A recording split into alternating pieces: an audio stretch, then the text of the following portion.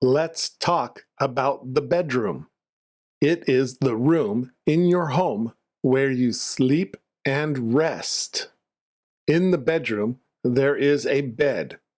It is the biggest and most important thing in the room. The bed has a soft pillow. You put your head on the pillow when you go to sleep. There is also a blanket on the bed.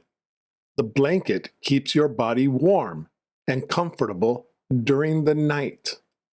There is a window in the bedroom.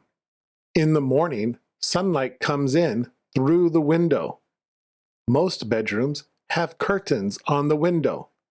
You close the curtains at night to keep the room dark. Many bedrooms have a desk near the window. You can sit at the desk to read, write, or do homework. There is a lamp next to the bed. You turn it on when you want to read before sleeping. There is a closet in the bedroom. You keep your clothes and other things in the closet.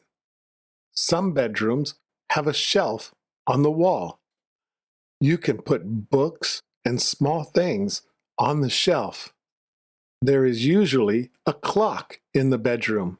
You look at the clock when you wake up in the morning. Some bedrooms have a mirror.